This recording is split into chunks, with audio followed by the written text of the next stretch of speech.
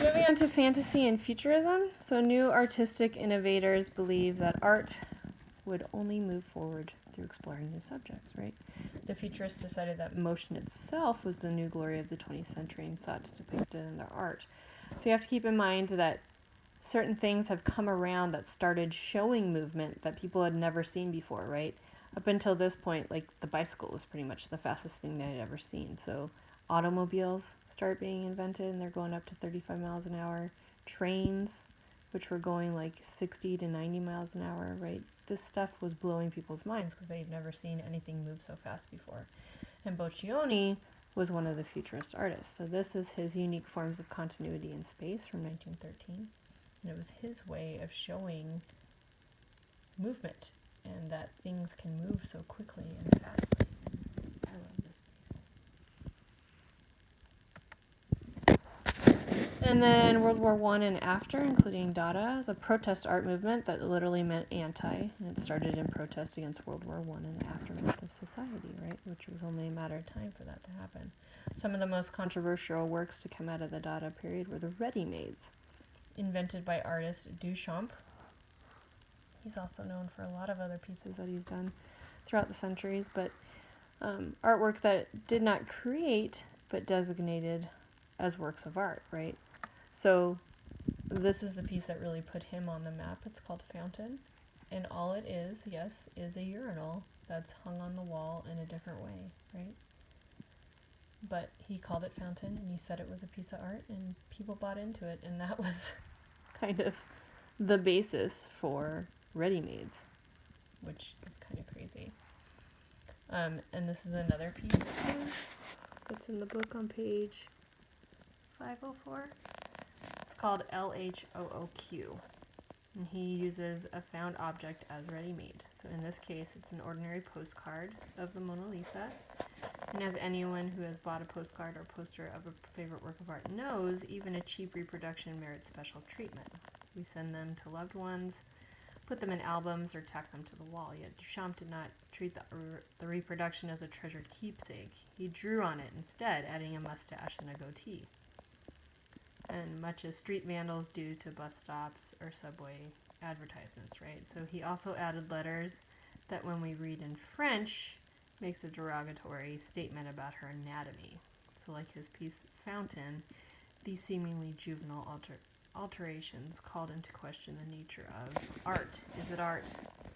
And of artists, who is the maker?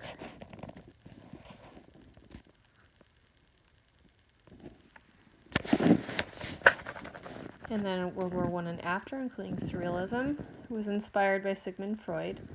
Surrealists appreciated the logic of dreams, the mystery of the unconscious, the bizarre, the irrational, the incongruous, and the marvelous.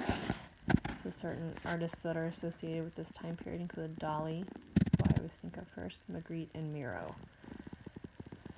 We also see the use of the poetic object, and objects that is juxtapose incongruous elements to provoke a strangeness or a disorientation. So the Swiss painter Max Ernst claimed to have been inspired by a dream when he made two children are threatened by a nightingale, this piece here. So the work is an assemblage of printed images, paint, and wooden elements the artist constructed and put together. It depicts a woman running with a knife, another woman lying on the ground, and a man on a rooftop carrying off a child. So a tiny bird in the distance hardly seems to pose a threat to the figures at all, as the title suggests. Unlike other surrealists, he believed that dreams allowed us to get beyond our rational minds and access a superior reality through our unconscious. And that is also on page 504 in the book.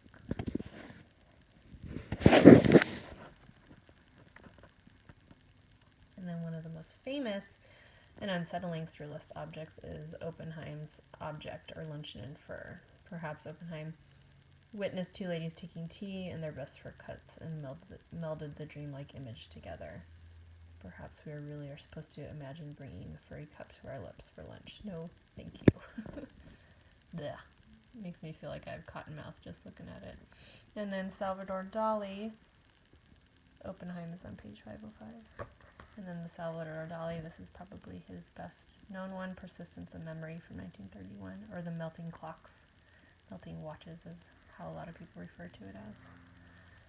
In this work, Dali's fantasy, his dream, is to triumph once and for all over time.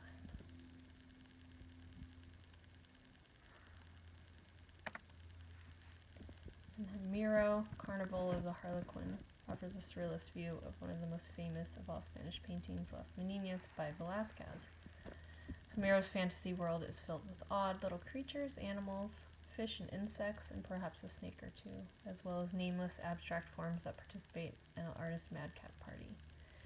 In contrast to Dali's persistence of memory, Miro's Carnival is all about movement. Whereas this one is all about being still.